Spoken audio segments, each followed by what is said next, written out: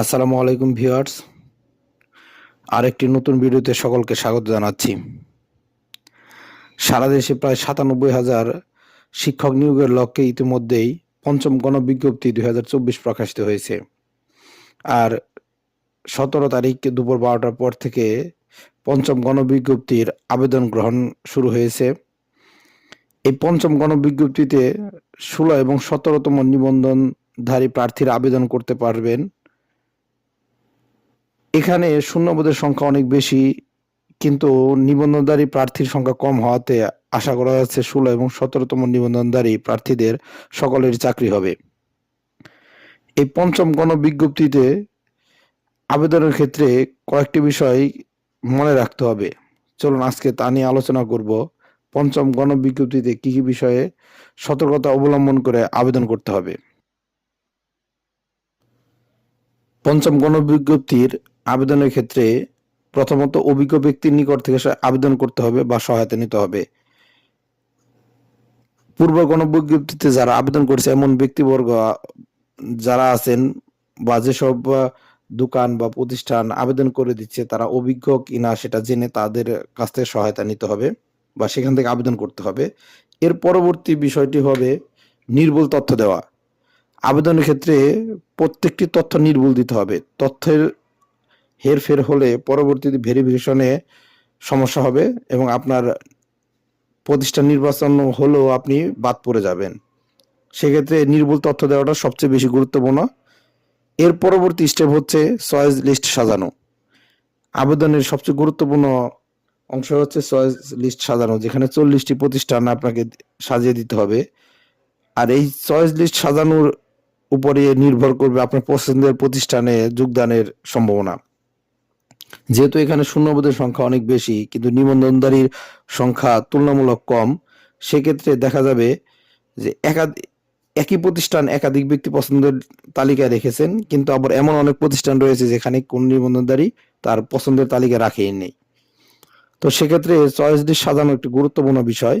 Choice list সাজানোর ক্ষেত্রে কয়েকটি বিষয়ে খেয়াল রাখতে হবে। প্রথমত, নির্বাচিত প্রতিষ্ঠানের তথ্য সংগ্রহ করতে হবে। আপনি যেসব প্রতিষ্ঠানে আবেদন করবেন মনস্থির করেছেন সেই সব প্রতিষ্ঠানের তথ্য সংগ্রহ করতে হবে। ইতিমধ্যেই এনটিআরসির ওয়েবসাইটে শূন্যপদের তালিকা প্রকাশিত হয়েছে। হয়তো আপনি আপনার পছন্দের প্রতিষ্ঠানের তালিকাও তৈরি করে ফেলেছেন।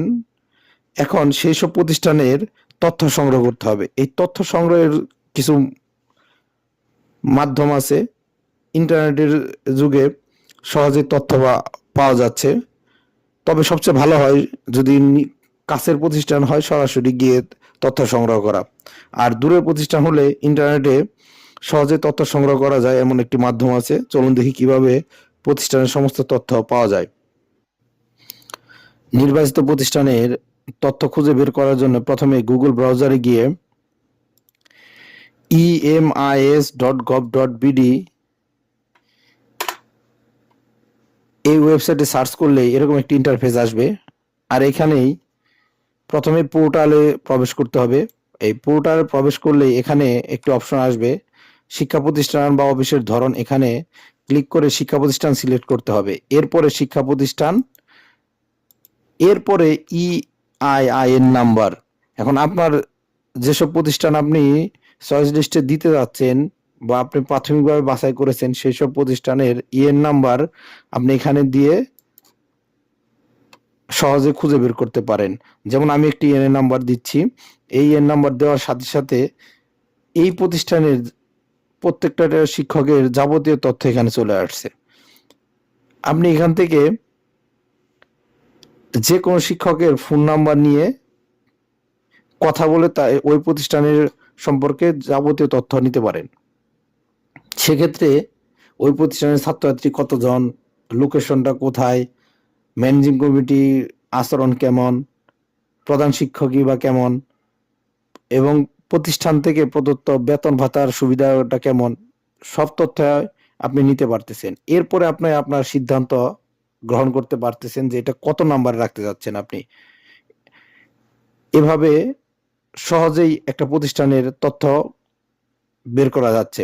তবে সেক্ষেত্রে প্রতিষ্ঠানের সিনিয়র কাউকে ফোন না দিয়ে নিচের দিকে যারা নতুন জয়েন করেছে এমন কাউকে সহজেই ফোন দেওয়া যেতে পারে এবং তারা সঠিক তথ্য দিয়ে সহায়তা করবে আশা করা যাচ্ছে, কারণ তারা নতুন নিয়োগপ্রাপ্ত শিক্ষক।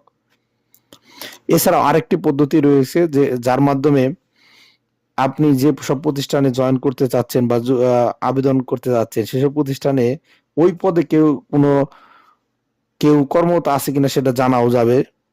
এর জন্য আরেকটি ট্যাব খুলে সহজেই emsi.gov.bd তে প্রবেশ করে এমপিও শিট ডাউনলোড করা যেতে পারে। এখানে এমপিও শিট বা ভাউচার নামে এমপিও শিট ডাউনলোড করা যেতে পারে। এখানে এমপিও শিট ডাউনলোড করার জন্য এখানে ক্লিক করতে হবে।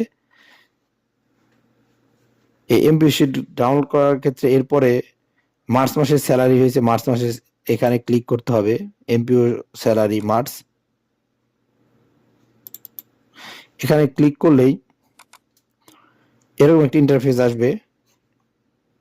এই ইন্টারফেস থেকে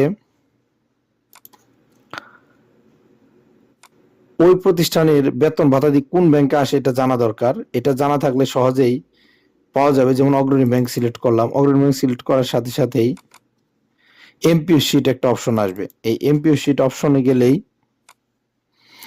ঢাকা বিভিন্ন জোন আসবে। আমি ঢাকা জোনেরটা বের করে দেখাচ্ছি। এখানে ঢাকা জোন সিলেক্ট করার সাথে সাথে বিভিন্ন জেলার নাম আসবে।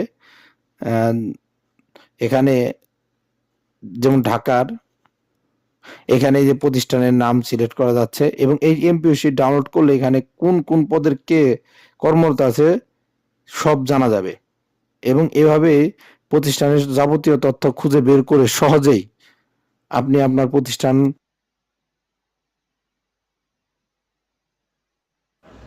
নির্বাচিত প্রতিষ্ঠানে তথ্য সংগ্রহ করার পর চয়েস লিস্ট সাজানোর ক্ষেত্রে দ্বিতীয়ত নিজের পছন্দকে প্রাধান্য দিতে হবে, কারণ চাকরিটা তো আপনি করবেন, অন্যের কথায় প্রভাবিত না হয়ে নিজের পছন্দের উপর ভিত্তি করে চয়েস লিস্ট সাজাতে হবে।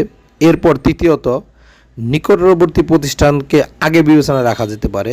এক্ষেত্রে আপনার জেলা বা আপনার থানা যদি কোনো শূন্য পদ থেকে থাকে সেটিকে আপনি আগে চয়েস লিস্টে দিতে পারেন, এক্ষেত্রে আপনার জন্য সুবিধা হবে। এরপরে তাড়াহুড়া করা যাবে না, কোনোভাবে তাড়াহুড়া না করে আবেদনে চয়েস লিস্ট সাজানো শেষ হয়ে গেলে আপনি সাবমিট করে দেবেন তা নয়, কারণ একবার সাবমিট হয়ে গেলে এবং টাকা প্রদান করা হয়ে গেলে আর দ্বিতীয়বার আপনি চয়েস লিস্ট সাজাতে পারবেন না। এই জন্যে স্থিরভাবে আপনি একাধিকবার ভেবে চিনতে আপনার চয়েস লিস্ট সাজিয়ে তারপর আবেদন সাবমিট করে টাকা প্রদান করবেন। টাকা প্রদান হয়ে গেলেই আপনার কাজ শেষ, এবার আপনার অপেক্ষার পালা। আবেদনের একাধিক কপি আপনি সংরক্ষণ করে রাখবেন যা পরবর্তীতে আপনার কাজে লাগবে। আমি আশা করছি এভাবে প্রত্যেকটি বিষয়ে পুঙ্খানুপুঙ্খানু তথ্য সংগ্রহ করে চয়েস লিস্ট সাজালে আপনি সহজে আপনার কাঙ্ক্ষিত এবং ভালো প্রতিষ্ঠানে যোগদান করতে পারবেন। আর আমার ভিডিওটি ভালো লাগলে লাইক, শেয়ার এবং সাবস্ক্রাইব করে পাশে থাকতে পারেন। দেখা হবে পরবর্তী কোনো ভিডিওতে। ধন্যবাদ সবাইকে।